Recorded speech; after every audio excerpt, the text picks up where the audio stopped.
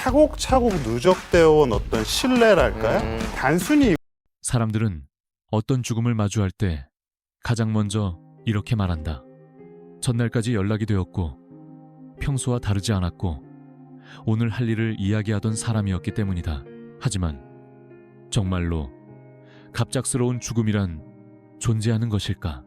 만약 한 사람이 마지막 순간까지 일을 멈추지 않았다면 그 죽음은 과연 예고 없이 찾아온 것일까? 아니면 우리가 알아차리지 못한 채 이미 오래전부터 진행되고 있었던 것은 아닐까? 이 질문은 거창한 철학에서 시작되지 않는다. 오히려 아주 평범한 아침, 아무 일도 일어나지 않을 것이라 믿었던 시간에서 비롯된다. 겨울의 공기는 늘 비슷하다. 차갑고 맑고 숨을 내쉴 때마다 하얀 입김이 잠깐 나타났다 사라진다. 라디오에서는 잔잔한 음악이 흐르고 진행자는 평소와 다름없는 목소리로 하루를 시작하라고 말한다. 그 목소리를 들으며 사람들은 자연스럽게 오늘의 일정과 내일의 약속을 떠올린다. 늘 그랬듯이 내일도 있을 거라고 믿으면서 우리는 그런 믿음 속에서 살아간다. 누군가가 매주 같은 시간에 말을 하고 같은 자리에서 설명을 하고 같은 태도로 질문에 답하면 우리는 그 존재를 점점 풍경처럼 받아들이게 된다. 항상 거기 있는 사람, 언제든 다시 들을 수 있는 목소리. 그래서 묻게 되지 않는다. 정말 괜찮은지, 쉬고 싶은 생각은 없는지, 혹시 오늘은 멈추고 싶은 날은 아닌지. 오히려 우리는 이렇게 말한다. 그래도 당신이 있어서 다행이에요. 그 말은 감사이자 칭찬이지만 동시에 아주 무거운 문장이기도 하다. 그 사람이 계속 그 자리에 있어주기를 바라는 마음이 담겨 있기 때문이다. 예전에 누군가 이런 말을 한 적이 있다. 바쁠 때는 괜찮아요. 아직 내가 필요한 사람이란 뜻이니까.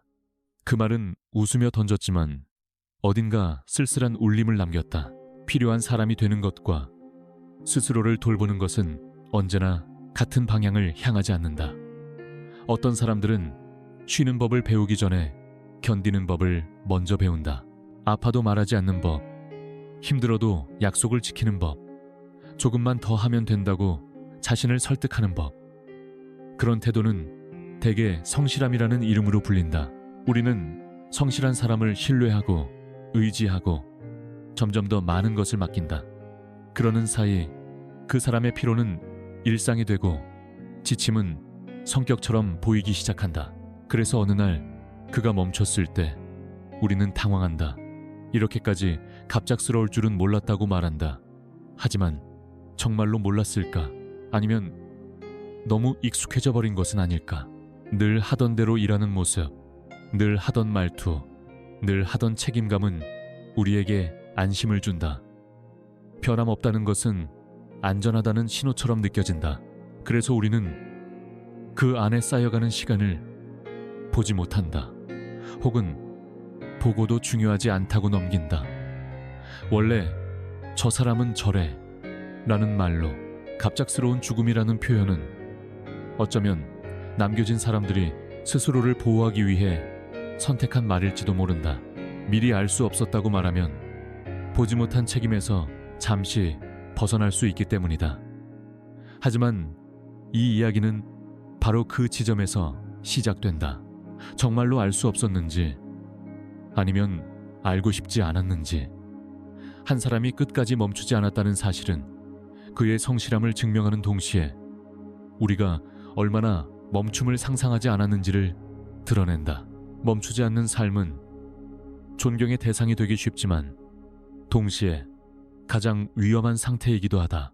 휴식이 사치처럼 느껴지고 멈춤이 책임 회피처럼 여겨지는 순간 삶은 아주 조용한 속도로 자신을 갉아먹기 시작한다. 겉으로는 아무 일도 일어나지 않는다. 방송은 예정대로 진행되고 글은 정해진 시간에 올라오며 목소리는 여전히 차분하다. 바로 그 평온함이 가장 큰 착각을 만든다. 괜찮아 보인다는 이유만으로 우리는 더 이상 묻지 않는다. 그래서 이 질문은 결국 우리에게 돌아온다. 일을 멈추지 않은 사람의 죽음은 과연 갑작스러운가? 아니면 이미 오래전부터 이어져 온 시간의 끝이었는가? 이 질문에 답하기 위해 필요한 것은 충격적인 사건이나 극적인 증거가 아니다. 오히려 아주 평범했던 장면들, 아무렇지 않게 지나쳤던 시간들, 늘 그 자리에 있을 거라 믿었던 순간들을 다시 바라보는 일이다. 이 이야기는 한 사람의 마지막 하루에서 시작되지 않는다. 그가 멈추지 않았던 수많은 날들, 그리고 우리가 그 멈추지 않음을 너무도 자연스럽게 받아들였던 시간들에서부터 시작된다. 2025년 겨울의 크리스마스 아침은 유난히 조용했다. 밤새 내린 눈은 이미 길가로 밀려나 있었고, 새벽 공기는 축제의 잔향과 일상의 냄새를 동시에 품고 있었다. 휴일이라는 이유로 알람을 끄고 조금 더 누워있던 사람도 있었고, 평소와 다름없이 출근 준비를 하던 사람도 있었다. 커튼 틈으로 들어오는 빛은 희미했고, 커피 머신이 내는 소리는 집 안에서 유일하게 또렷했다. 많은 이들에게 그 아침은 특별하기보다는 익숙했다. 아무 일도 일어나지 않을 것 같은 시간이었다. 그래서 휴대전화를 집어든 손길도 대개는 무심했다. 메시지를 확인하고 날씨를 보고 습관처럼 포털을 열어보는 정도였다. 그때 화면 위에 떠오른 한 문장이 그 무심함을 단숨에 깨뜨렸다. 속보. 그리고 이어진 이름 하나, 김영대. 처음에는 문장이 끝까지 읽히지 않았다. 눈이 먼저 이름에 걸렸고, 손가락은 자동으로 화면을 위아래로 움직였다. 별세, 향년 48세. 누군가는 날짜를 다시 확인했고, 누군가는 다른 매체를 동시에 열었다. 크리스마스 아침에 이 이름이 왜 이런 단어들과 함께 떠 있는지 이해할 수 없었기 때문이다. 곧바로 믿지 않겠다는 반응이 이어졌다. 이거 오버 아니야? 라는 말이 단체 채팅방에 올라왔고, 동명이인일 거야 라는 추측도 뒤따랐다. 그럴만했다. 불과 전날까지 그의 목소리는 팟캐스트에서 흘러나왔고, 며칠 전에는 새 영상이 올라왔으며 다음 주 방송 일정표에도 그의 이름은 그대로 남아있었다. 어제와 오늘 사이에 놓인 간격이 너무 짧았다. 사람들은 본능적으로 어제를 붙잡았다. 누군가는 팟캐스트 앱을 열어 마지막 에피소드를 재생했다. 인트로 음악이 흐르고 익숙한 음성이 들려왔다.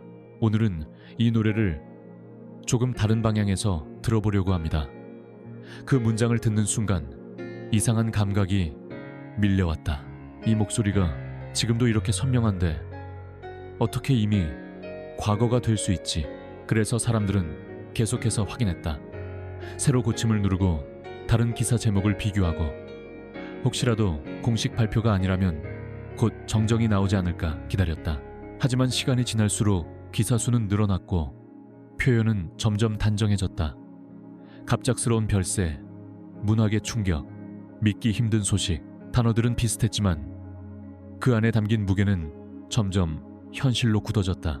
오전이 깊어질수록 이 소식은 조용히 그러나 빠르게 퍼져나갔다. 출근길 지하철 안에서 전광판을 보던 사람도 있었고, 가족들과 아침 식사를 하다 휴대전화를 내려놓은 사람도 있었다. 김영대 평론가 돌아가셨대 라는 말이 조심스럽게 식탁 위에 놓였다.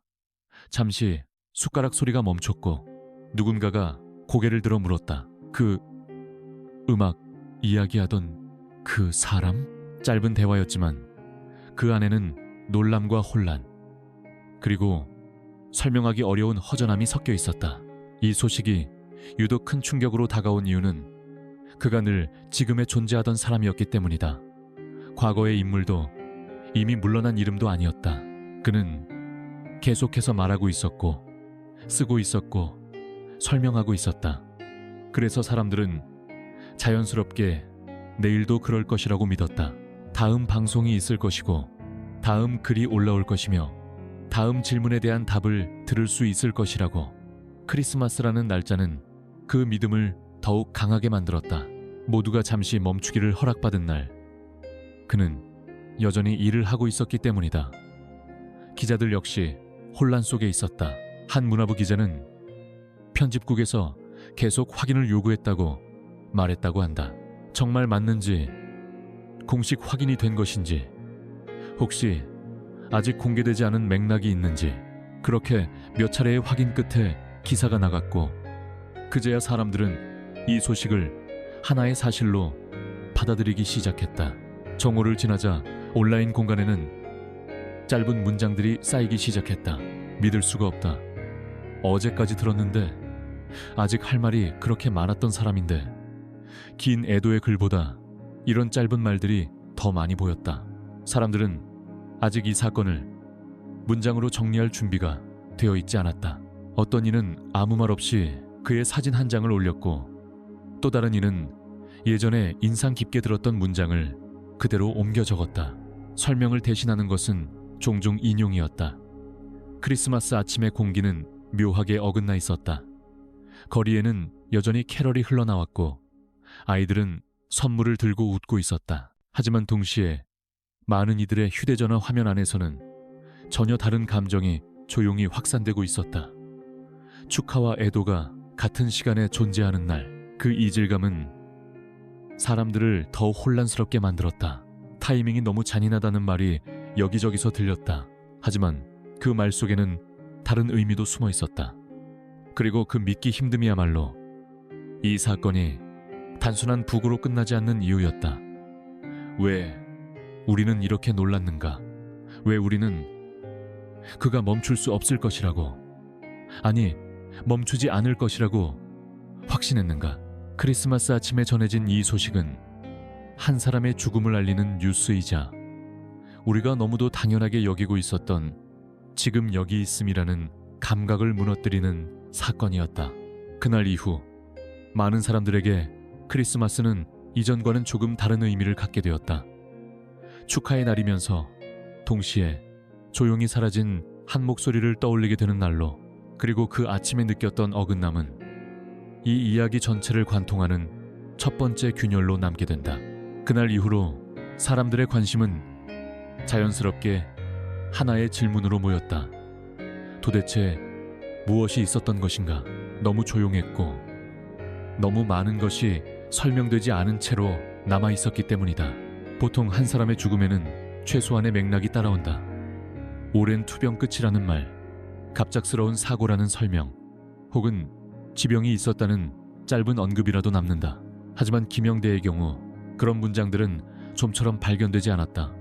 병원 기록은 공개되지 않았고 공식적인 진단명도 전해지지 않았다. 주변에서 사실은 알고 있었다는 증언도 거의 나오지 않았다. 그저 모두가 비슷한 말을 반복했다. 평소와 다르지 않았다고, 특별히 아파 보이지 않았다고, 여느 때처럼 일을 하고 있었다고. 그 말들은 안심을 주기보다는 오히려 더 큰 공백을 만들었다. 아무 일도 없었던 것처럼 보였다는 사실이 이 죽음을 더 이해하기 어렵게 만들었기 때문이다. 설명되지 않는 죽음 앞에서 사람들은 본능적으로 이유를 찾는다. 이유가 있어야 받아들일 수 있고, 받아들여야 일상을 계속할 수 있기 때문이다. 그래서 기자들은 관계자들에게 같은 질문을 여러 번 던졌고, 지인들은 말끝을 흐리며 조심스럽게 답했다. 확인된 건 없다. 가족의 뜻에 따라 공개하지 않는다. 그 문장들은 틀리지 않았지만 충분하지도 않았다. 그렇게 정보는 제한된 채로 남았고, 대신 사람들의 시선은 다른 곳으로 향했다. 남아있는 단서, 사망 당일 아침, 그의 SNS에 올라온 단 한 줄의 문장, 고맙습니다. 4글자였다. 길지 않았고 특별한 수식도 없었다. 처음 이 문장을 보았을 때만 해도 많은 사람들은 그것을 크리스마스 인사쯤으로 받아들였다. 연말에 감사의 말을 남기는 일은 흔했고, 그 역시 평소 감사의 표현을 아끼지 않는 사람이었기 때문이다. 누군가는 청취자들한테 남긴 말이겠지 라고 생각했고, 또 누군가는 별다른 의미를 두지 않았다. 하지만 시간이 지나 그것이 그의 마지막 공개 메시지였다는 사실이 알려지자 상황은 달라졌다. 사람들은 그 문장을 다시 보기 시작했다. 처음과는 전혀 다른 눈으로. 고맙습니다. 이 말은 누구를 향한 것이었을까? 음악을 들어준 사람들, 질문을 던져준 청중들, 혹은 끝없이 그를 불러냈던 세상 전체를 향한 말이었을까? 어떤 이들은 이 문장을 준비되지 않은 작별 인사로 해석했다. 길고 복잡한 말을 남길 여유조차 없이 최소한의 예의로 세상과 인사를 나눈 것 같다고. 반대로 그런 해석을 경계하는 목소리도 있었다. 사후의 의미를 덧붙이는 것은 위험하다는 지적이었다. 우리는 언제나 남겨진 문장을 과잉 해석하려는 경향이 있고 그 욕망이 사실을 왜곡할 수도 있다는 것이다. 하지만 사람들은 알고 있었다. 이 네 글자가 그냥 지나치기에는 그 주변이 너무 조용하고 텅 비어 있다는 것을. 병명도, 경위도, 설명도 없는 상황에서 이 문장은 자연스럽게 모든 질문이 모이는 지점이 되었다. 설명이 없을수록 사람들은 문장의 의미를 투사한다. 그것은 해석의 문제가 아니라 이해하려는 시도의 문제였다. 그래서 사람들은 그의 과거 발언들을 다시 꺼내놓기 시작했다. 인터뷰 속에서 스쳐 지나간 말, 강연 중에 던진 농담, 팟캐스트에서 웃으며 했던 한숨 섞인 표현들. 요즘 조금 피곤하긴 해요. 그래도 해야죠. 아직 할 수 있어요. 그때는 누구도 심각하게 받아들이지 않았던 말들이 이제는 전혀 다르게 들렸다. 하지만 그것들은 어디까지나 일상의 언어였다. 특별한 경고라기보다는 많은 사람들이 습관처럼 내뱉는 정도의 표현. 그래서 혼란은 더 깊어졌다. 우리는 언제부터 위험을 감지해야 하는가? 어느 정도의 피로는 괜찮고 어느 순간부터가 위험 신호인가? 김영대의 죽음은 그 경계를 흐릿하게 만들었다. 그는 마지막까지 멈추지 않았다. 방송은 예정대로 진행되었고 원고는 마감에 맞춰 정리되었으며 약속은 취소되지 않았다. 일정표는 비어있지 않았고 이름은 계속해서 불렸다. 그 사실이야말로 사람들을 가장 혼란스럽게 했다. 정말 아무 문제도 없었던 것처럼 보였기 때문이다.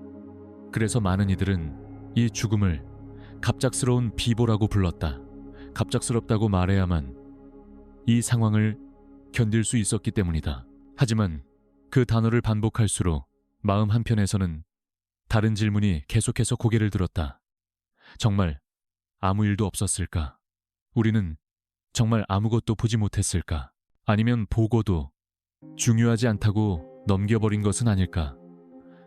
설명되지 않는 죽음 앞에서 사람들은 두 가지 태도 중 하나를 택한다. 침묵하거나 이야기하거나. 김영대의 경우 많은 이들이 후자를 선택했다. 그에 대해 말하고 기억을 꺼내고 각자의 장면을 덧붙였다. 녹음이 끝난 뒤에도 혼자 남아서 메모를 정리하던 모습이 기억나요. 질문을 다 받고 나서도 더 설명해야 한다고 말하던 사람이었어요. 그런 이야기들은 하나의 공통된 지점을 가리키고 있었다. 그는 끝까지 자신의 역할을 내려놓지 않았다는 것. 그리고 그 사실이야말로 이 죽음의 가장 큰 미스터리이자 동시에 단서라는 점이었다. 왜 그는 멈추지 않았는가? 왜 그는 도움을 요청하지 않았는가? 왜 그는 설명 대신 침묵을 남겼는가? 이 질문들에는 아직 명확한 답이 없다. 하지만 분명한 것은 이 죽음이 단순한 개인적 사건이나 우연한 사고로만 설명되기에는 너무 많은 맥락을 품고 있다는 사실이다. 병명이나 경위가 공개되지 않았다고 해서 아무런 이야기가 없는 것은 아니다. 오히려 이야기의 방향이 달라졌을 뿐이다. 원인을 묻는 대신 사람들은 과정에 대해 묻기 시작했다. 마지막 하루가 아니라 마지막 몇 달은 어땠는지, 마지막 말이 아니라 그가 끝까지 반복해온 행동은 무엇이었는지. 그렇게 질문의 초점이 이동하면서 이 이야기는 더 이상 죽음 그 자체에 머물지 않게 되었다. 이것은 한 사람이 어떻게 살아왔는지, 그리고 우리가 그런 삶을 어떻게 받아들이고 있었는지에 대한 이야기로 변해갔다. 설명되지 않는 죽음은 종종 가장 많은 것을 드러낸다. 김영대의 죽음이 남긴 미스터리는 우리가 얼마나 설명 가능한 삶에만 안심해 왔는지를 보여준다. 진단명과 결론이 있어야 비로소 애도를 시작할 수 있는 사회. 원인이 정리되지 않으면 불편해지는 태도. 그러나 어떤 삶은 끝까지 정리되지 않은 채로 남는다. 그리고 그 미완의 상태가 오히려 우리에게 더 많은 질문을 요구한다. 그래서 이 이야기는 여기서 멈출 수 없다. 이 미스터리를 풀기 위해 필요한 것은 숨겨진 문서나 비밀스러운 증언이 아니라 한 사람의 시간을 다시 들여다보는 일이다. 그가 언제부터 멈추지 않는 사람이 되었는지, 그 멈추지 않음이 그의 삶에 어떻게 스며들었는지, 김영대의 죽음을 둘러싼 진짜 미스터리는 바로 그 지점에 있다. 그리고 이제 이야기는 그가 처음으로 그런 사람이 되어가던 시점으로 천천히 거슬러 올라간다. 김영대의 어린 시절은 눈에 띄는 사건으로 기억되지 않는다. 나중에 그의 이름을 알게 된 사람들이라면 어릴 적부터 특별했을 것이라 상상하곤 하지만 실제의 그는 언제나 주변부에 가까운 아이였다. 운동장에서 가장 앞서 달리던 아이도 아니었고 교실에서 손을 가장 많이 들던 학생도 아니었다. 쉬는 시간이 되면 아이들은 종소리와 함께 한꺼번에 교실을 빠져나갔지만 그는 종종 자리에 남아 있었다. 창가에 앉아 책장을 넘기거나 아무 목적 없이 창밖을 바라보며 시간을 보냈다. 친구가 왜 안 나가? 라고 물으면 그는 잠시 생각하다가 이렇게 대답했다. 조금 있다가. 그 말에는 이유도 계획도 없었다. 다만 서두르지 않아도 된다는 태도만이 담겨 있었다. 집에서도 비슷했다. 가족들이 각자의 일로 바쁜 시간. 그는 혼자 있는 시간을 불편해하지 않았다. 텔레비전이 켜져 있어도 굳이 화면을 보지 않았고 대신 거실 한쪽에 놓인 오래된 라디오 앞에 앉아 다이얼을 돌리곤 했다. 주파수가 완전히 맞지 않아 잡음이 섞인 음악이 흘러나와도 그는 쉽게 채널을 바꾸지 않았다. 소리가 완벽하지 않아도 괜찮았다. 그 안에 남아있는 분위기, 설명하기 어려운 감정을 가만히 붙잡고 있는 시간이 더 중요했기 때문이다. 어느 평범한 오후, 집에 혼자 있던 날이었다. 라디오에서 처음 듣는 노래 하나가 흘러나왔고 그는 그 자리에서 한동안 움직이지 못했다. 멜로디는 단순했고 목소리는 힘이 빠져 있었지만 이상하게도 마음속 어딘가에 오래 남았다. 노래가 끝난 뒤에도 그는 라디오를 끄지 않은 채 그대로 서 있었다. 훗날 그는 비슷한 경험을 두고 이렇게 말한 적이 있다. 음악이 배경이 아니라 기억으로 남는 순간을 처음으로 느꼈다고. 그날 이후로 그는 음악을 그냥 흘려보내지 않게 되었다. 왜 이 노래는 이런 감정을 남기는지, 왜 어떤 소리는 오래 머물고 어떤 소리는 금세 사라지는지. 어린 나이였지만 그는 이미 느끼는 데서 멈추지 않고 이해하려는 쪽으로 발을 내딛고 있었다. 학교에서도 그의 태도는 크게 달라지지 않았다. 발표를 잘하는 학생은 아니었지만 노트는 늘 빼곡했다.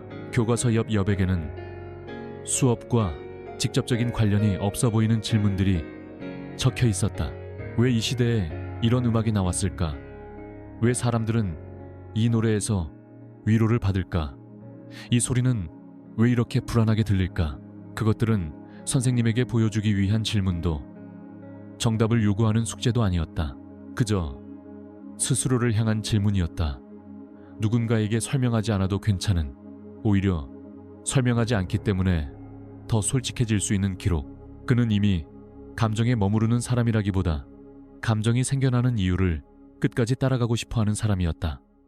가족 앞에서도 그는 비슷했다. 아파도 쉽게 말하지 않았고 힘들어도 티를 내지 않았다. 괜찮아 라는 질문에 그는 늘 같은 대답을 했다. 응, 괜찮아. 그 말이 사실인지 아닌지는 중요하지 않았다. 중요한 것은 그는 도움을 요청하는 것보다 스스로 정리하는 쪽을 먼저 선택했다는 점이다. 문제를 밖으로 꺼내기보다는 안에서 정리하고 견디는 방식. 그런 습관은 그를 조용히 단단하게 만들었다. 쉽게 흔들리지 않는 사람, 혼자서도 버틸 수 있는 사람. 하지만 동시에 그를 점점 더 고독한 방향으로 이끌었다. 그는 쉬는 법을 배우기 전에 견디는 법을 먼저 배웠다. 기다리는 법, 참는 법, 말하지 않는 법. 그리고 그 태도는 점점 그의 성격이자 미덕처럼 굳어졌다. 주변 어른들은 그를 두고 말이 없지만 속이 깊은 아이라고 말했다. 그 말은 칭찬이었지만 동시에 기대이기도 했다. 스스로 잘 해낼 것이라는 기대, 크게 걱정하지 않아도 될 것이라는 믿음. 김영대는 그 기대를 거부하지 않았다. 오히려 자연스럽게 받아들였다. 누군가가 기대하는 역할을 수행하는 일은 적어도 혼란을 만들지 않았기 때문이다. 이 시기에 김영대에게 음악은 도피처가 아니었다. 현실에서 벗어나기 위한 숨구멍도 아니었다. 오히려 음악은 현실을 이해하기 위한 언어에 가까웠다. 말로 설명할 수 없는 감정과 세계를 그는 음악을 통해 정리하고자 했다. 그리고 그 정리는 언제나 혼자서 이루어졌다. 누군가와 나누기보다는 스스로에게 묻고 스스로에게 답하는 방식으로. 이 조용하고 집요한 태도는 눈에 띄지 않았지만 분명히 쌓이고 있었다. 아직 아무도 그것을 이름 붙이지 않았고 그 자신조차 이것이 훗날 어떤 삶으로 이어질지 알지 못했지만 그의 어린 시절에는 이미 하나의 방향성이 형성되고 있었다. 멈추지 않고 바라보는 사람, 쉽게 흘려보내지 않는 사람, 이해하지 못한 상태로 남겨두는 것을 견디지 못하는 사람. 이 기질은 훗날 그의 삶을 지탱하는 힘이 되면서도 동시에 그를 쉬지 못하게 만드는 성질로 작동한다. 어린 시절의 김영대는 아직 성공도 명성도 과중한 책임도 알지 못했다. 그러나 이미 중요한 씨앗은 심어져 있었다. 성실함이라는 이름으로 받아들인 기대, 견딤을 미덕으로 여기는 태도, 그리고 멈춤을 선택지로 두지 않는 습관. 이 기질은 이후 그의 모든 선택의 바탕이 된다. 그리고 이 이야기는 이제 그가 이 성향을 어떻게 사고의 방식으로 발전시키게 되는지, 음악을 바라보는 시선이 어떻게 하나의 언어로 정리되기 시작하는지로 이어진다. 김영대의 사고방식이 본격적으로 형태를 갖추기 시작한 것은 음악을 더 많이 듣게 되면서가 아니라 오히려 음악을 듣고 난 뒤에 남는 불편함을 그냥 넘기지 않게 되면서부터였다. 그는 어느 순간 깨달았다. 음악을 좋아하는 감정은 충분히 강렬한데 그 감정을 설명하는 말은 늘 부족하다는 사실을. 좋다, 감동적이다, 위로가 된다 같은 표현은 감정의 결과일 뿐 그 감정이 어떻게 만들어졌는지는 말해주지 못했다. 그는 그 공백이 늘 마음에 걸렸다. 이해되지 않은 채 남아있는 감정은 마치 정리되지 않은 문장처럼 느껴졌고 그는 그런 상태를 오래 견디지 못했다. 그래서 자연스럽게 질문이 생겼다. 왜 이 음악은 나에게 이런 감정을 주는가? 왜 같은 음악을 듣고도 사람마다 다른 반응을 보이는가? 그리고 무엇보다 왜 어떤 음악은 특정한 시대에만 강하게 울리고 시간이 지나면 다른 의미로 들리는가? 이 질문들은 단번에 답을 요구하지 않았다. 오히려 오래 붙잡고 있어야 하는 질문들이었다. 그는 답을 찾기보다 질문을 정리하는데 더 많은 시간을 썼다. 그 과정에서 글쓰기는 가장 중요한 도구가 되었다. 누군가에게 보여주기 위한 글이 아니라 생각을 끝까지 밀어붙이기 위한 기록. 그는 음악을 들은 뒤 그 곡이 남긴 감정을 그대로 적기보다는 그 감정이 생겨난 조건을 하나씩 짚어보았다. 멜로디의 구조, 리듬의 반복, 가사의 어조, 목소리의 질감, 그리고 그 바깥에 있는 것들. 그 음악이 만들어진 시기의 사회 분위기, 유통 방식, 그 노래를 듣는 사람들의 위치. 그는 점점 음악 안과 밖을 동시에 바라보게 되었다. 이때부터 그의 사고는 명확히 한 방향으로 기울기 시작했다. 음악은 혼자 존재하지 않는다는 생각. 음악은 언제나 어떤 환경 속에서 태어나고 그 환경과 함께 소비되며 그 환경의 영향을 받아 해석된다는 인식. 그는 이 관점을 단순한 의견이 아니라 하나의 기준으로 삼기 시작했다. 음악을 이야기할 때 감정만으로 설명하지 않겠다는 기준. 취향을 부정하지는 안 돼. 취향에만 머물지 않겠다는 약속. 이 태도는 그를 자연스럽게 비평이라는 영역으로 이끌었다. 하지만 그가 떠올린 비평은 흔히 생각하는 것과는 조금 달랐다. 옳고 그름을 가르고 우열을 판단하며 결론을 내려주는 역할이 아니었다. 오히려 비평은 질문을 확장하는 일에 가까웠다. 이 음악을 어떻게 들어야 하는가가 아니라 이 음악을 이렇게 듣는 이유는 무엇인가를 묻는 일. 그는 판단보다 맥락을, 평가보다 구조를 먼저 두었다. 그래서 그의 글에는 단정적인 표현이 적었다. 이 음악은 훌륭하다거나 실패했다는 문장보다는 이 음악은 이런 조건 속에서 이런 방식으로 작동한다는 식의 설명이 많았다. 그는 스스로를 심판자가 아니라 해설자에 가깝다고 느꼈다. 이 시기에 김영대는 자신의 감정을 분석의 출발점으로 삼되 그 감정에 머무르지 않으려고 애썼다. 좋아하는 음악일수록 더 조심스럽게 접근했고 불편한 음악일수록 더 오래 들었다. 왜 이 음악은 나를 불편하게 만드는가? 그 불편함은 음악의 문제인가? 아니면 나의 기대와 경험에서 비롯된 것인가? 그는 자신 역시 분석의 대상이라는 사실을 받아들였다. 이 태도는 그의 글을 한층 더 단단하게 만들었다. 자신을 기준으로 삼되 자신에게 특권을 주지 않는 방식. 이때부터 그는 비평이란 결국 태도의 문제라는 생각에 이르렀다. 무엇을 말하느냐보다 어떻게 바라보느냐가 더 중요하다는 인식. 그래서 그는 빠른 결론을 경계했다. 쉽게 흥분하는 문장, 즉각적인 반응을 유도하는 표현을 피했다. 대신 읽는 사람이 잠시 멈추어 생각하게 만드는 문장을 선택했다. 이 선택은 효율적이지 않았다. 반응은 느렸고 눈에 띄는 성과도 없었다. 하지만 그는 개의치 않았다. 그는 이미 알고 있었다. 자신이 원하는 것은 박수가 아니라 이해라는 것을. 시간이 지나면서 그의 글은 점점 바깥으로 나오기 시작했다. 처음에는 소규모의 매체였고 이름이 크게 드러나지 않는 지면이었다. 그럼에도 그는 글의 밀도를 낮추지 않았다. 읽는 사람이 많지 않다고 해서 설명을 단순화하지 않았고 주목받지 않는다고 해서 자극적인 표현을 선택하지도 않았다. 그는 비평이란 결국 신뢰의 문제라고 생각했다. 신뢰는 한 번의 문장으로 쌓이지 않고 반복된 태도를 통해 형성된다고 믿었다. 그래서 그는 매번 같은 원칙을 지켰다. 충분히 듣고, 충분히 조사하고, 충분히 고민한 뒤에 말할 것. 이 과정에서 그는 점점 더 많은 책임을 느끼게 되었다. 누군가 그의 글을 통해 음악을 다시 듣게 된다면 그 경험이 왜곡되지 않도록 해야 한다는 책임. 단순화된 설명으로 음악을 가두지 않겠다는 다짐. 그는 설명이란 언제나 조심스러워야 한다고 생각했다. 설명은 이해를 돕기도 하지만 동시에 이해의 범위를 제한할 수도 있기 때문이다. 그래서 그의 문장에는 늘 여백이 남아 있었다. 독자가 자신의 경험을 끼워 넣을 수 있는 공간, 다른 해석이 가능하다는 암묵적인 허락. 이 여백은 그의 글을 읽는 사람들에게 묘한 안도감을 주었다.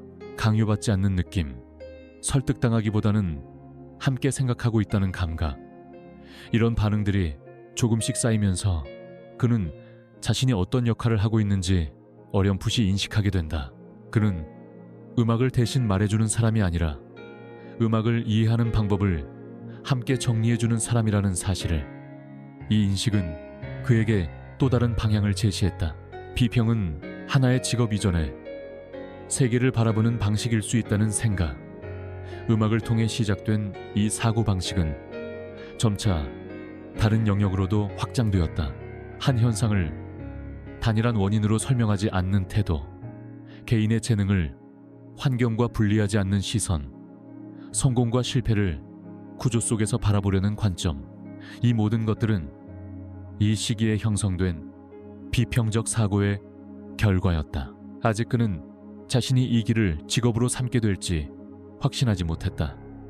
그러나 분명한 것은 그는 이미 이전의 방식으로는 음악을 들을 수 없게 되었다는 사실이다. 질문 없이 소비하는 태도로는 돌아갈 수 없었다.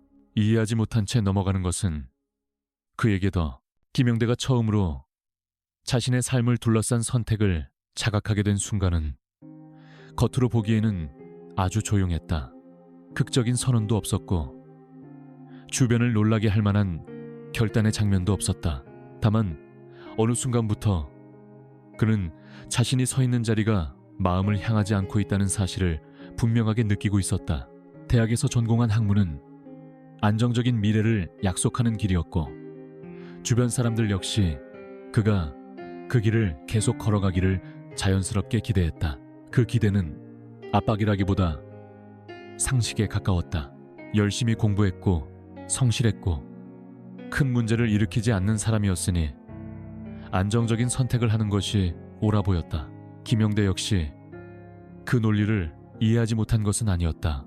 그는 현실을 외면하는 사람이 아니었고 불확실함을 미화하는 성향도 없었다. 오히려 그는 누구보다 불안의 무게를 잘 알고 있었다. 그래서 한동안은 자신에게 이렇게 말하곤 했다. 음악은 좋아하는 것이고 일은 따로 있는 것이라고. 좋아하는 것을 직업으로 삼지 않아도 삶은 충분히 성립할 수 있다고. 하지만 그 말은 오래가지 못했다. 밤이 깊어질수록 해야 할 일들이 모두 끝난 뒤에도 그의 머릿속에서는 음악이 떠나지 않았기 때문이다. 그는 하루를 마무리하며 자연스럽게 음악을 틀었고 그 음악을 들으며 다시 글을 쓰기 시작했다. 누구에게 보여줄 계획도 발표할 목적도 없는 글이었다. 그저 쓰지 않으면 잠들 수 없어서 쓰는 글, 음악을 들으며 떠오른 생각을 정리하지 않으면 하루가 끝난 것 같지 않았기 때문이다. 책상 위에는 점점 CD 케이스와 메모들이 쌓여갔다. 음악에 대한 감정, 그 음악이 태어난 시대, 그 곡이 만들어질 수밖에 없었던 사회적 배경까지 그는 자연스럽게 이 모든 것을 연결해 생각하고 있었다. 문제는 그 연결이 점점 더 많은 시간을 요구하기 시작했다는 점이었다. 단순한 취미라고 부르기에는 그에게 음악은 너무 많은 에너지를 차지하고 있었다. 그는 스스로에게 질문했다. 이 삶에서 음악이 없다면 나는 정말 괜찮을까? 그 질문은 단번에 답을 요구하지 않았다. 하지만 한 번 떠오른 뒤로는 쉽게 사라지지 않았다. 그는 그 질문을 미루는 대신 조금씩 더 자주 꺼내놓았다. 그리고 그때마다 같은 결론에 가까워졌다. 음악을 완전히 밀어내고 다른 길로 나아가는 상상은 이상하게도 가장 불안하게 느껴졌다. 현실적인 이유로 음악을 포기하는 것이 오히려 비현실적으로 다가왔다. 이 지점에서 그는 처음으로 선택이라는 단어를 떠올리게 된다. 안정과 불확실함 사이의 선택. 하지만 그 선택은 흔히 말하는 용기의 문제가 아니었다. 그는 스스로를 용감한 사람이라고 생각해 본 적이 없었다. 오히려 이 선택은 도망칠 수 없는 갈망에 가까웠다. 음악을 설명하고 이해하고 그 이해를 정리하는 일을 멈추는 것이 더 이상 가능하지 않다는 자각. 그래서 그는 결국 방향을 틀었다. 안전한 길에 머무르기보다는 불확실하지만 스스로 납득할 수 있는 길을 택하기로 한 것이다. 그 결정은 겉으로 보기에는 무모해 보였을지도 모른다. 음악 평론이라는 영역은 당시만 해도 직업으로서 확고한 자리를 갖고 있지 않았고 그것으로 생계를 유지할 수 있느냐는 질문을 그는 수없이 들어야 했다. 실제로 수입은 불안정했고 미래에 대한 보장은 어디에도 없었다. 주변에서는 걱정 섞인 조언이 이어졌다. 조금 더 준비한 뒤에 해도 되지 않겠니? 취미로 계속하면 안 될까? 그는 그 말들을 무시하지 않았다. 하나하나 이해했고 충분히 고민했다. 하지만 고민의 끝에서 그는 다시 같은 질문으로 돌아왔다. 그렇다면 나는 언제까지 미루기만 할 것인가? 그는 완벽한 조건이 갖춰지는 순간을 기다리지 않기로 했다. 그런 순간은 오지 않을 것이라는 사실을 이미 잘 알고 있었기 때문이다. 초기의 시간은 고단했다. 글을 써도 바로 반응이 오는 일은 드물었고 이름 없이 실리는 글도 많았다. 몇 줄을 공들여 쓴 글이 큰 주목을 받지 못하는 날도 있었다. 그럴 때마다 그는 스스로에게 묻곤 했다. 그래도 계속할 것인가? 그리고 그는 늘 같은 답에 도달했다. 그럼에도 불구하고 계속할 것이라고. 이유는 단순했다. 음악을 글로 풀어내는 작업 자체가 그에게는 이미 충분한 보상이었기 때문이다. 그는 스스로를 평론가라고 부르기보다 음악을 이해하려 애쓰는 사람이라고 생각했다. 그 표현이 더 정확하다고 느꼈다. 이 시기에 그는 점점 확신하게 된다. 음악은 단순한 취향의 문제가 아니라는 것, 그리고 그것을 설명하는 언어가 반드시 필요하다는 사실. 누군가는 이 노래가 왜 이 시대에 사랑받는지, 왜 어떤 음악은 사람들을 위로하고 어떤 음악은 불편하게 만드는지를 말해 주어야 한다고 그는 느꼈다. 그 역할을 맡겠다고 선언한 적은 없지만 그는 이미 그 자리에 서 있었다. 안정은 사라졌지만 대신 방향이 생겼다. 불안은 늘 함께했지만 그 불안은 그를 멈추게 하기보다는 더 깊이 생각하게 만들었다. 그는 자신이 선택한 길이 쉽지 않다는 사실을 알고 있었고, 그래서 더 성실해졌다. 충분히 준비하지 않은 말은 하지 않으려고 했고, 이해하지 못한 상태로 글을 내놓지 않으려 애썼다. 이 선택은 한번 내려진 뒤로 되돌릴 수 없는 것이 되었다. 그는 그렇게 자신의 인생을 음악 쪽으로 아주 조용히 틀어놓았다. 그리고 그 조용한 방향 전환은 훗날 그를 한국 음악을 설명하는 가장 중요한 목소리 중 하나로 이끄는 출발점이 된다.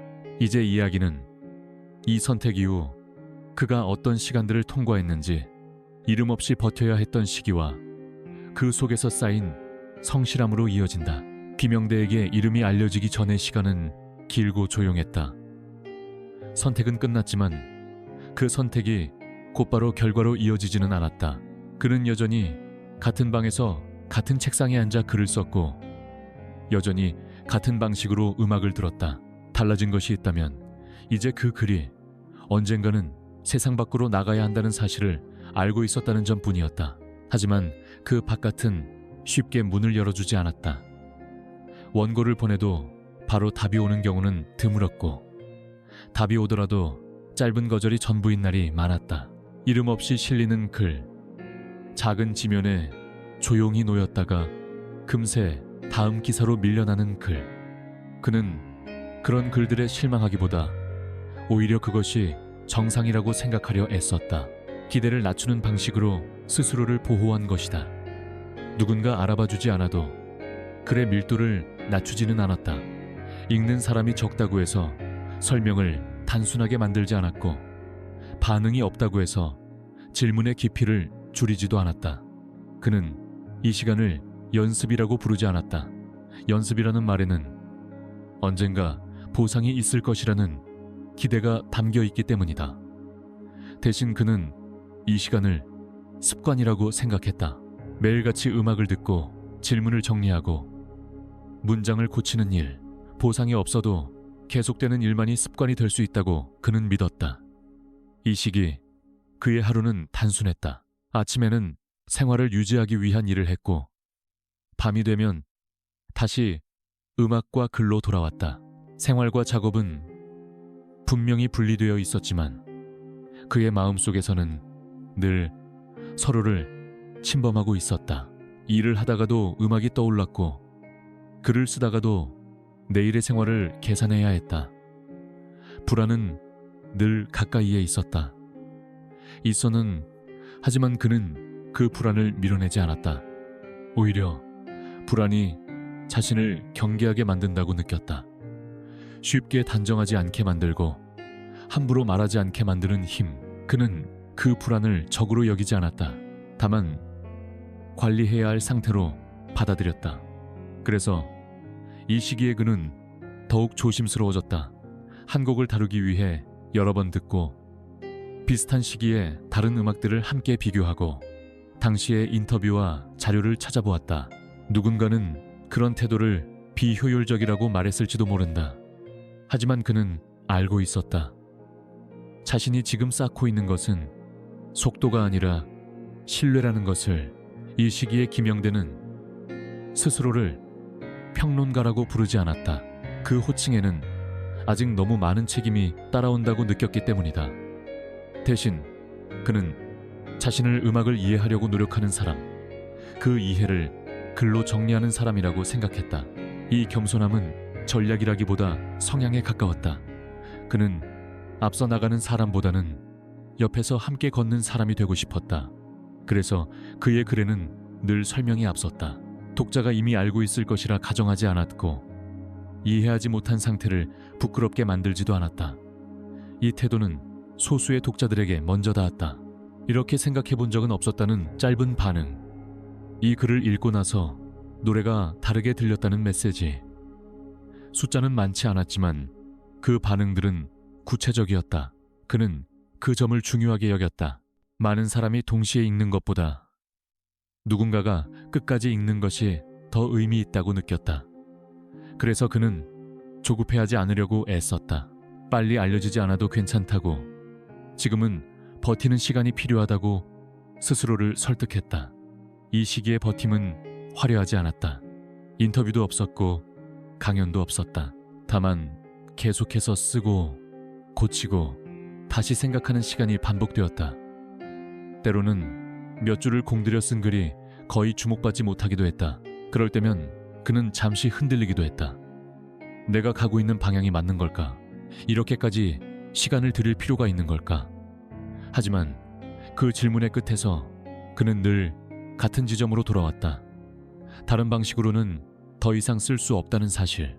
속도를 높이거나 문장을 날카롭게 만들거나 자극적인 표현을 사용하는 순간 자신이 하고 싶었던 설명에서 멀어진다는 것을 그는 잘 알고 있었다. 그래서 그는 느린 방식을 선택했다. 느리지만 돌아가지 않는 길. 이 선택은 당장의 결과를 보장하지 않았지만 그의 태도를 더욱 분명하게 만들었다. 그는 점점 확신하게 된다. 음악을 다루는 방식에는 여러 갈래가 있지만 자신이 선택한 갈래는 설명의 책임을 끝까지 지는 길이라는 것. 이 시기에 김영대는 겉으로 보기에는 조용히 머물러 있었지만 안쪽에서는 분명히 무언가가 쌓이고 있었다. 문장을 다루는 감각, 질문을 배열하는 능력, 무엇을 말하지 않을지 선택하는 판단력. 이런 것들은 단기간에 드러나지 않지만 시간이 지나면 분명한 차이를 만든다. 그는 그 차이를 믿었다. 그리고 그 믿음은 누군가가 그의 이름을 기억하기 시작하는 순간부터 조금씩 증명되기 시작한다. 이 시기는 화려하지 않았지만 그의 삶에서 가장 중요한 준비의 시간이었다. 이름이 없었기에 가능했던 태도, 주목받지 않았기에 지킬 수 있었던 기준. 김영대의 성실함은 바로 이 시기, 아무도 크게 바라보지 않던 시간 속에서 가장 조용하게 단단해지고 있었다. 이제 이야기는 이 축적된 시간이 어떻게 하나의 방식으로 인식되기 시작하는지, 사람들이 그의 글을 두고 이 사람은 음악을 다르게 말한다고 느끼게 되는 지점으로 나아간다. 김영대의 이름이 조금씩 회자되기 시작했을 때 화려하지 않은데도 끝까지 읽히고 단정하지 않은데도 설득력이 있다는 점이었다. 그는 유행하는 곡을 빠르게 평가하거나 호불호를 명확히 가르는 방식과는 거리가 멀었다. 대신 늘 한 걸음 뒤로 물러서 질문을 던졌다. 이 음악은 왜 지금 등장했는가? 누가 만들었고 어떤 구조 속에서 유통되었는가? 그리고 사람들은 왜 이 소리에 반응하는가? 그의 글은 언제나 이 질문에서 출발했다. 그래서 신곡 리뷰를 기대하며 글을 열었던 독자들은 종종 예상치 못한 첫 문단을 마주하곤 했다. 멜로디나 가사 이야기가 아니라 그 시대의 사회적 분위기, 청년 세대의 불안, 산업 구조의 변화가 먼저 등장했다. 음악 이야기는 그 뒤에 조용히 따라왔다. 처음에는 낯설었지만 끝까지 읽고 나면 고개를 끄덕이게 되는 글. 사람들은 그것을 김영대의 방식이라고 불렀다. 그는 음악을 감정의 결과가 아니라 환경의 산물로 바라봤다. 아티스트 개인의 재능만을 강조하기보다 그 재능이 발현될 수 있었던 조건을 함께 살폈다.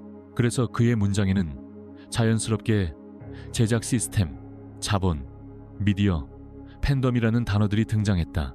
누군가는 그의 글이 너무 학문적이라고 말했지만 그는 오히려 그래야 음악을 오래 사랑할 수 있다고 믿었다. 이해하지 못한 채 소비하는 사랑은 쉽게 식어버린다고 생각했기 때문이다. 이 태도는 라디오와 강연에서도 그대로 드러났다. 마이크 앞에 앉아도 그는 흥분하지 않았다. 목소리는 차분했고 말의 속도는 느렸다. 하지만 청중은 점점 집중하게 되었다. 한 곡을 두고 10분 넘게 이야기하면서도 그는 같은 말을 반복하지 않았다. 음악이 태어난 순간부터 그것이 사람들에게 도달하기까지의 여정을 차근차근 풀어냈다. 청중들은 어느새 이 노래가 왜 이런 소리를 가졌는지를 이해하고 있는 자신을 발견했다. 이 시기에 김영대는 스스로를 전문가로 내세우기보다 설명자로 자리매김했다. 그는 답을 주기보다 사고의 도구를 건네고 싶어 했다.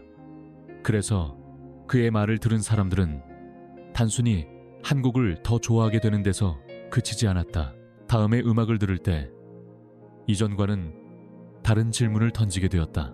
제작자들 역시 그의 글을 통해 자신의 작업을 다시 바라보곤 했다. 자극적인 표현 없이도 읽히는 글, 편을 가르지 않아도 설득력을 갖는 분석.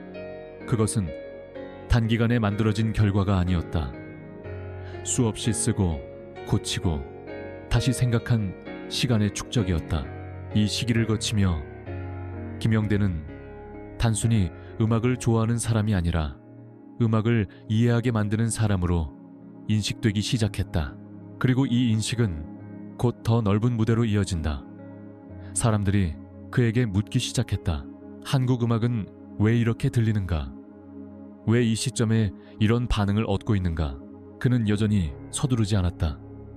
단일한 답을 제시하기보다는 질문의 구조를 먼저 보여주었다. 그렇게 그의 방식은 하나의 스타일이 되었고, 이제 이야기는 이 설명의 방식이 국경을 넘어 어떻게 작동하기 시작했는지, 그리고 그 과정에서 그에게 어떤 역할이 주어졌는지로 나아간다. 김영대가 점점 더 많이 불리기 시작했을 때, 그것은 겉으로 보기에는 분명한 전성기의 신호였다. 그의 이름은 라디오 편성표에 반복해서 등장했고, 강연 요청은 끊이지 않았으며 해외 매체에서도 한국 음악을 설명해줄 목소리로 그를 찾기 시작했다.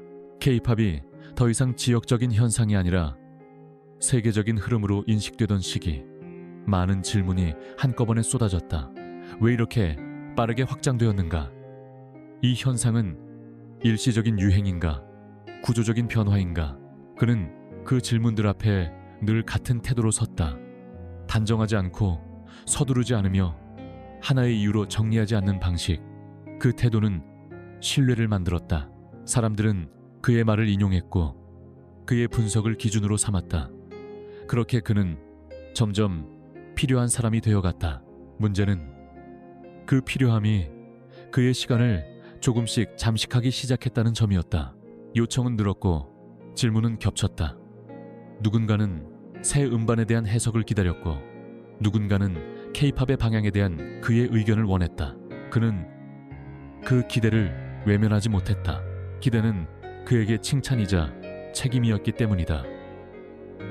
자신을 기다리는 사람이 있다는 사실은 그를 움직이게 했지만 동시에 멈추지 못하게 만들었다.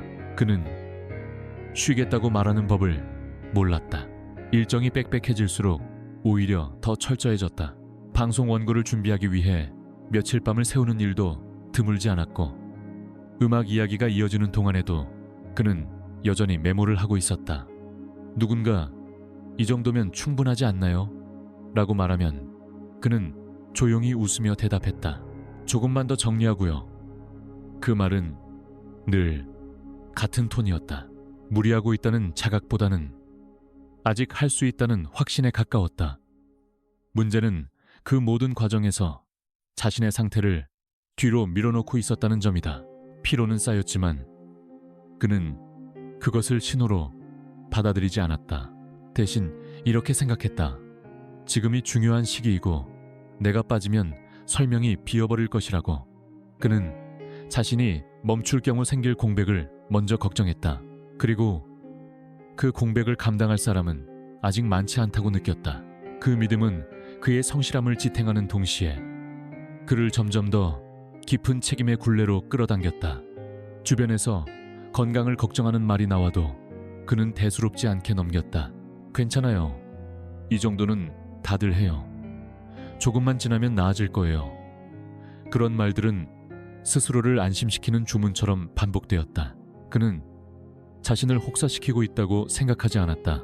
오히려 책임을 다하고 있다고 믿었다. 설명을 요구하는 목소리에 응답하는 것, 질문을 남겨두지 않는 것, 이해의 공백을 메우는 것, 그것이 그의 역할이라고 느꼈기 때문이다. 하지만 책임과 희생의 경계는 생각보다 얇았다. 그는 어느 순간부터 자신의 피로를 사적인 문제로 취급하기 시작했다. 개인이 감당해야 할 영역, 타인에게 드러낼 필요가 없는 상태.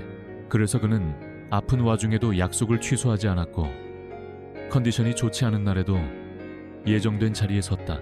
기다리는 사람이 있다는 이유 하나만으로 그는 자신의 몸을 일정 뒤로 밀어넣었다. 이 시기에 그는 점점 더 조용해졌다.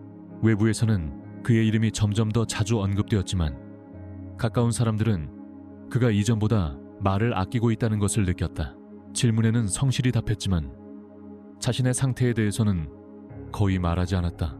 그는 여전히 차분했고 여전히 정확했으며 여전히 멈추지 않았다. 바로 그 점이 가장 위험했다. 겉으로 보기에는 아무 문제가 없어 보였기 때문이다. 사람들은 그를 두고 이렇게 말했다. 저 사람은 원래 저래. 성실하고 꼼꼼하고 쉽게 지치지 않는 사람. 그 평가는 존중이었지만 동시에 방심이기도 했다. 그는 그렇게 점점 더 필요한 사람이 되어갔다. 하지만 동시에 자신에게는 점점 더 불필요한 사람이 되어가고 있었다. 자신의 휴식, 자신의 한계, 자신의 신호는 늘 뒤로 밀렸다. 아이러니하게도 그의 성실함은 그를 보호하지 못했다. 오히려 그를 더 깊은 책임의 구조 속으로 밀어넣었다. 이 시기에 김영대는 누구보다 성실했고 누구보다 지쳐 있었다. 그리고 그 피로는 소란스럽지 않게, 그러나 분명하게 그의 삶을 잠식해가고 있었다. 이제 이야기는 겉보기에는 평소와 다르지 않았던 마지막 시간으로 향한다. 아무 일도 없는 것처럼 보였던 날들. 그러나 이미 많은 것이 한계에 다다르고 있었던 그 마지막 한 달로 김영대의 마지막 시간들은 놀라울 만큼 평소와 닮아 있었다. 그의 이름은 여전히 방송 편성표에 있었고 팟캐스트 녹음 일정은 한치의 어긋남도 없이 진행되었다. 유튜브에는 새로운 영상이 올라왔고 강연과 인터뷰 요청 역시 줄어들지 않았다. 겉으로 보기에는 아무 일도 일어나지 않는 것처럼 보였다. 그래서 많은 사람들은 그의 죽음을 두고 자연스럽게 갑작스럽다고 말했다. 하지만 시간을 조금만 거슬러 올라가 그 마지막 한 달을 차분히 들여다보면 그 표현이 얼마나 표면적인지 서서히 드러난다. 11월 말 무렵부터 그는 가까운 사람들에게 피로를 호소하기 시작했다. 이전보다 말수가 줄었고 대화 중간중간 숨을 고르는 순간이 잦아졌다. 녹음이 끝난 뒤에도 한동안 자리를 뜨지 못하고 의자에 앉아있는 모습이 보였고 누군가 괜찮으세요? 라고 물으면 그는 잠시 웃으며 조금 피곤하긴 한데 괜찮아요 라고 답했다. 그 말은 늘 같은 톤이었다. 걱정을 덜어주려는 말이자 더 묻지 말아달라는 신호처럼도 들렸다. 집에서는 밤늦게까지 원고를 정리하다가 새벽이 되어서야 불을 끄는 날들이 이어졌다. 간헐적인 기침과 깊은 한숨이 늘어났지만 그는 그것을 특별한 신호로 받아들이지 않았다. 요즘 일정이 좀 많아서 그래요. 스스로를 설득하듯 그렇게 말했다. 이상하게도 그의 일정표는 오히려 더 촘촘해졌다. 한 달 동안 여러 편의 영상 제작, 수차례의 팟캐스트 녹음, 방송 출연, 해외 매체 인터뷰 준비까지 관계자들은 입을 모아 말한다. 컨디션이 좋지 않아 보이는 날에도 그는 한 번도 약속을 취소하지 않았다고. 오히려 원고를 더 많이 고쳤고 설명을 더 덧붙였다고. 마치 시간이 부족하다는 것을 어렴풋이 감지하고 있었던 사람처럼. 특히 인상적인 장면이 하나 남아있다. 녹음이 끝난 뒤 모두가 스튜디오를 떠날 준비를 할 때 그는 혼자 자리에 남아 추가 자료를 정리했다. 이 부분은 다음에 조금 더 설명하면 좋을 것 같아요. 늘 하던 말이었고 늘 듣던 어조였다. 그때는 아무도 그 문장을 특별하게 받아들이지 않았다. 하지만 돌이켜보면 그것은 마지막까지 설명을 멈추지 않겠다는 선언처럼 느껴진다. 그는 끝까지 자신의 역할을 내려놓지 않았다. 누군가에게는 그 태도가 프로페셔널함의 증거였고 누군가에게는 존경의 이유였다. 그러나 동시에 그 태도는 그가 얼마나 멈추는 법을 허락받지 못했는지를 보여주는 장면이기도 했다. 크리스마스 아침, 그의 SNS에는 짧은 문장이 하나 올라왔다. 고맙습니다. 평소처럼 담담했고 어떤 감정의 과잉도 담겨있지 않아 보였다. 처음에는 많은 이들이 그것을 연말의 인사 정도로 받아들였다. 하지만 그것이 그의 마지막 공개 메시지였다는 사실이 알려지자 사람들은 그 문장을 다시 읽기 시작했다. 이 말은 누구를 향한 것이었을까? 음악을 들어준 사람들, 질문을 던져준 청중들, 혹은 끝없이 그를 불러냈던 세상을 향한 말이었을까? 축하의 인사였을까? 아니면 준비되지 않은 작별이었을까? 명확한 답은 없었다. 그의 마지막 한 달은 드라마틱한 사건들로 채워져 있지 않았다. 오히려 지나치게 일상적이었다. 일하고, 말하고, 쓰고, 설명하는 나날.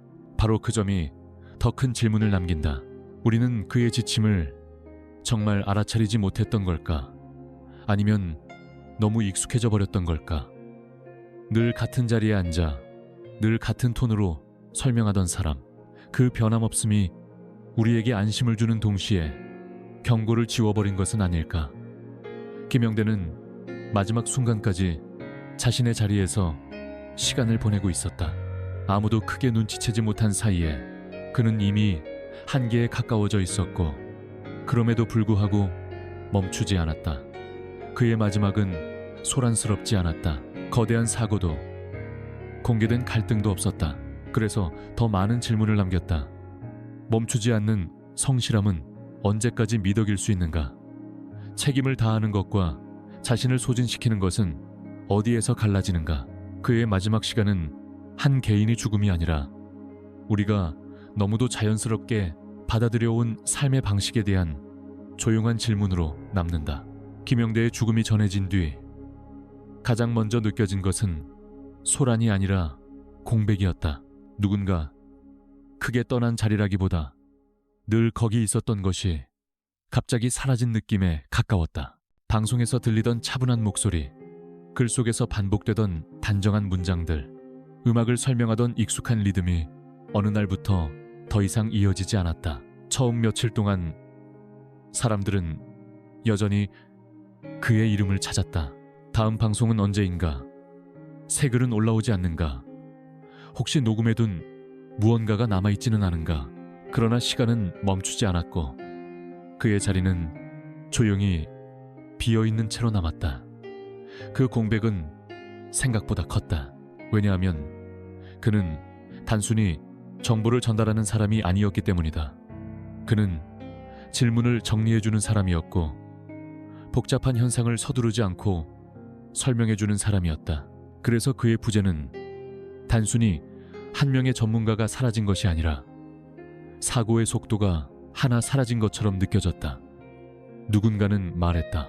이제 이걸 누구에게 물어봐야 하지? 그 말은 농담처럼 들렸지만 그 안에는 진심이 담겨 있었다.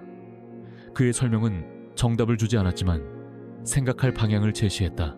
그래서 사람들은 그 방향이 사라진 뒤에야 그것이 얼마나 큰 역할을 하고 있었는지를 깨닫게 되었다. 추모의 말들은 대부분 조용했다. 과장된 수식어보다 짧고 담담한 문장들이 많았다. 덕분에 음악을 다르게 듣게 됐어요. 설명해줘서 고마웠어요.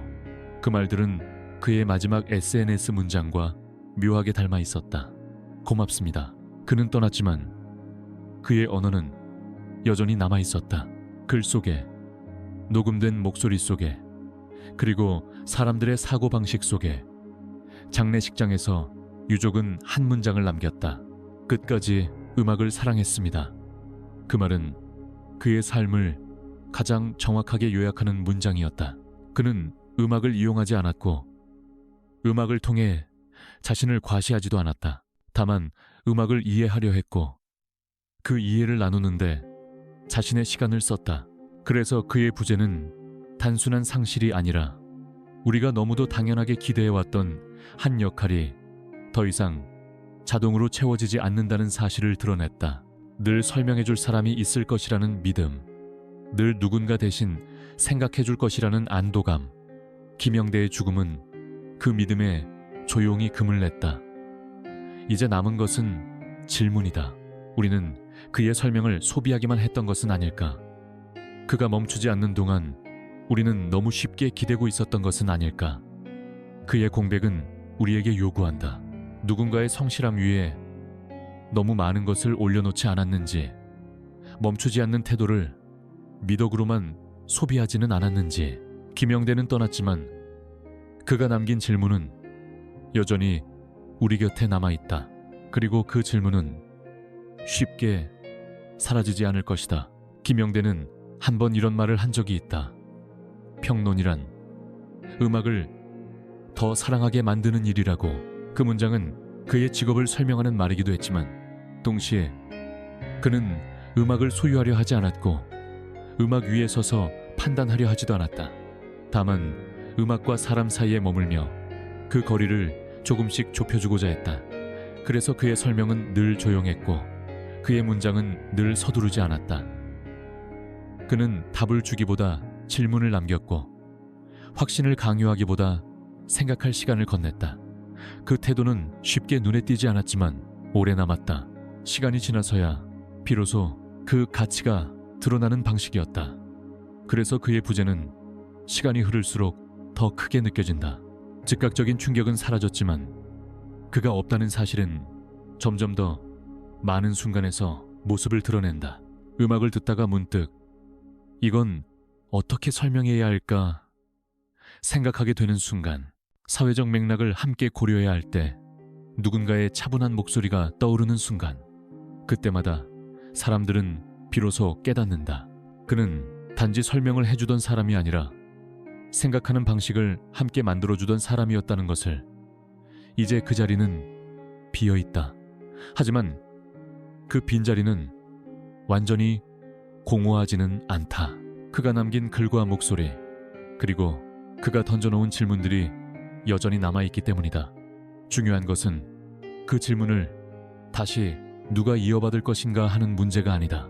오히려 그 질문을 이제 우리가 어떻게 다룰 것인가에 가깝다. 누군가가 대신 설명해 주기를 기다리기보다 스스로 묻고 스스로 생각할 수 있는가. 김영대의 삶은 그 가능성을 조용히 보여주었다. 멈추지 않고 설명했던 한 사람의 시간은 그렇게 끝났지만 그가 남긴 태도는 아직 끝나지 않았다. 어쩌면 지금 필요한 것은 애도의 말보다도 그의 질문을 다시 꺼내드는 일일지 모른다. 음악을 사랑하면서도 사람에게는 충분한 쉼을 허락하는가? 성실함이라는 이름으로 누군가를 소진시키고 있지는 않은가? 그는 끝까지 멈추지 않았지만 이제는 우리가 잠시 멈춰서서 그의 시간을 돌아봐야 할 순간이다. 그리고 그 멈춤 속에서 그의 삶이 남긴 의미를 각자의 방식으로 이어가야 할 것이다.